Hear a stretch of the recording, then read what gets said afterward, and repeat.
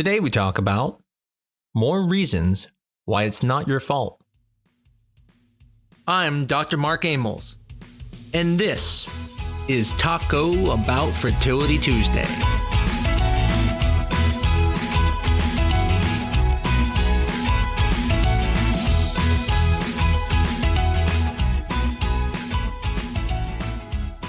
Now, okay, I don't want anyone to get worried about, is Dr. Amols doing another sappy episode again? I'm not doing that. Today we're going to talk about something a little bit different. Still on that topic of it not being your fault, but really talking about more of the things that may make IVF not work that people think is their fault. In reality, isn't. For example, a lot of people think that if you lift something up, you may not get pregnant. And so we're going to talk about that and really talk about how goofy it is that we put so much emphasis on these things. But in reality, it's almost impossible to prevent you from getting pregnant.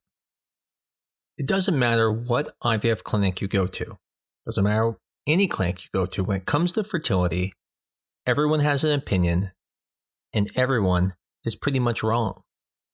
And that's what I mean when it comes to things that make IVF not work. There are some clinics that will tell you that you have to lay in bed and that you have to, not be very active, or they'll tell you not to have intercourse. And so I want to go through each of these things and we can kind of talk about them so you can realize that it really isn't as risky as it sounds. I want to start with my favorite, which is intercourse, because we do tell people not to have intercourse. Even at my clinic, we say don't have intercourse until we see the heartbeat. But the reason we're telling you that is not because it can hurt the pregnancy. Matter of fact, if you think about it, if that was true, no one would ever have a second kid, right? Because that means no one's ever having intercourse again, which sometimes is true after you have a kid. But the point is that doesn't cause you to not get pregnant. So every time my wife and I did IVF and we did a transfer, I had intercourse still. Why? Because I knew it wouldn't hurt the baby. No one's penis can kill a baby. But the important part here is, why do we tell people that? Well, the reason is not because of harming the baby, but because when you have intercourse, you can hit the cervix with the penis and cause it to bleed. And seeing bleeding after a transfer can cause a lot of stress. And that stress doesn't need to happen. That's the reason we usually recommend not to have intercourse until you see the heartbeat, because if you have bleeding and you come in the office, I can't tell you the embryo is doing well. I don't know how the pregnancy is doing. But if you come in and there's a heartbeat, I can show you the baby is good. And from that point, we don't have to worry about the fears of having bleeding. My next favorite thing is people who aren't healthy enough. This is the thing I constantly hear is, I've changed my diet. I'm being healthier. There's even a book called It Starts With the Egg. And I'll be honest with you, there's nothing wrong with the book. It's just not right. You don't have to be super healthy to have good eggs. Matter of fact, the best embryos I have ever seen by any patient came from someone who is extremely unhealthy, type 2 diabetic, never gets a period, and even smokes. The second best embryos I've ever seen are also from a patient who also has prediabetes and is not the healthiest. Some of the worst embryos I've ever seen have come from people who are athletes in professional sports or people who are the epitome of health. And if you think about this, we see this all the time. Why do people who are homeless, why are people who are drug addicts have kids? Because that part of your body is different. Now, when you think about it, you say, well, it makes sense. I mean, your heart, right? People who are unhealthy don't have as good a heart. People who are unhealthy don't have as good a liver. But it's different. Your fertility system, unless you are extremely sick, does not get affected by these things. And so whether you eat a Whopper a day or whether you eat salad every day, it's not going to affect you as much as you think. And a lot of people blame themselves. And it's not your fault. You didn't do anything wrong. You can just be you. But don't believe for a second that your eggs are not good because of some choice you made in life. Sure, smoking can affect eggs, but that's about it. Other than that, your diet is not going to make your eggs worse. Now, it doesn't hurt to take things like CoQ10 and DHA. I even recommend them. But the most important point here is don't believe you're hurting your eggs. That's sometimes just the way certain people's eggs are. And following books like It Starts With the Egg is perfectly fine. But as long as you understand, use it as a tool to help, but don't in any way look at it as a form that you have caused this and that's why your eggs are poor. That is just not true. I think that's one of the most difficult portions for patients who don't get pregnant when they are healthy is for them, they can't even understand this. They think, I've done all this work my whole life to be healthy. Why am I not getting pregnant?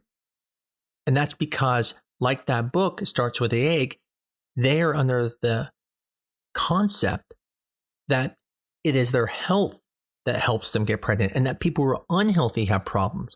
But that is just not true when it comes to fertility.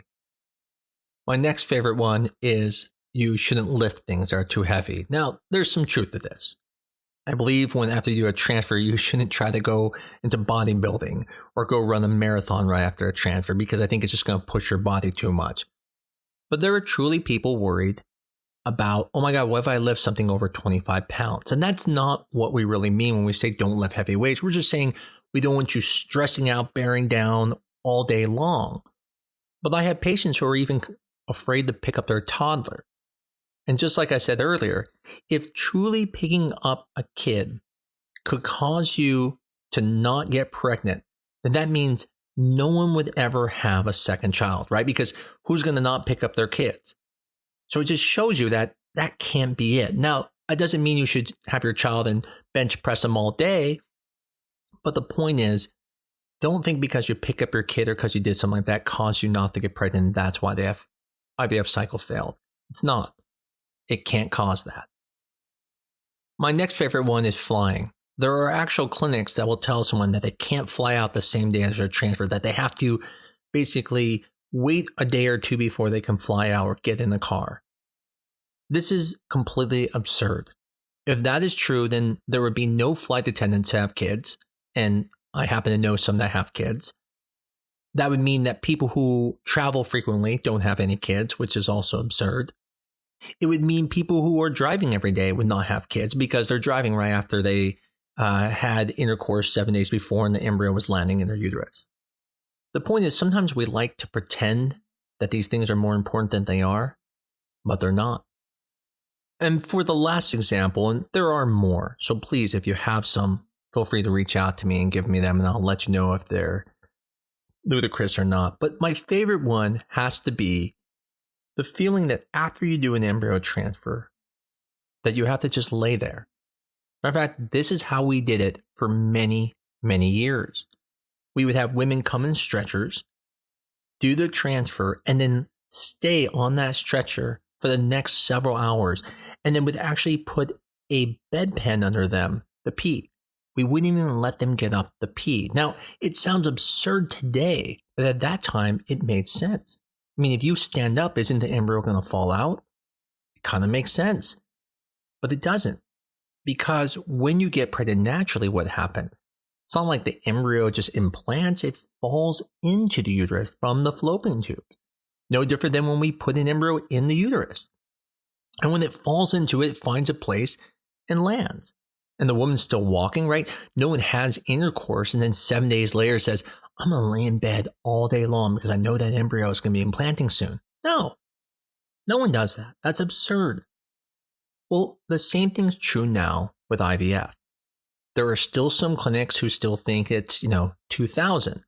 But if they're a clinic that has progressed, what they know now is that after a transfer, not only can you get up, go pee, and leave, but as a matter of fact, the studies show it benefits you from doing that. And part of the thought is that when you have a full bladder, it actually puts your uterus in an abnormal position. I mean, who in them, when they try to get pregnant, say, I'm going to keep a full bladder all the time? No one does that. That's not normal. People don't walk around with a full bladder unless you're a teacher, most likely. But other than that, no one's walking around with full bladders. So it's not normal. So after your transfer, although it feels wrong, you can go pee right away. You cannot pee the embryo out. And then don't go home and lay down. That's not normal. Go be yourself. Now, if being yourself is crack cocaine and skydiving, then don't do that. I'm wrong then. But if we're just talking about, you're going to go to the mall, go walk around, go with your friends, keep it a little bit easy, but you're just still being yourself, you'll actually have a higher chance of coming away successful than if you actually hold your bladder and then go stay home and lay down all the time thinking you're doing good, when in reality, you're not, because it's not normal. Again, I apologize to anyone who didn't like my sappy Taco Bout Fertility Tuesday last week, but I thought it was important for people to know those things. This week, I want people also to know that objectively and physically, they also are not causing things. I hope this was helpful for some people and makes you feel a little bit more comfortable that, hey, if this didn't work, I'm going to blame my doctor or blame other things, or just blame chance and not blame myself. Women tend to blame themselves. One of the great things I always say about being a guy is we never blame ourselves. It's never our fault. And I joke around about that, but there's a lot of truth to that. Anytime anything happens, my wife, my daughters think it's something they did. And the point here is nothing you can do is going to prevent this from working other than not taking your medication or doing something seriously wrong in the IVF process. But in the end, there's nothing you could be doing in your everyday life that is really going to stop this from working. And you shouldn't blame yourself. Hopefully this was helpful to some people. As I always say, if you enjoy this and you like this, please tell people about us, review us, give us a 5-star review.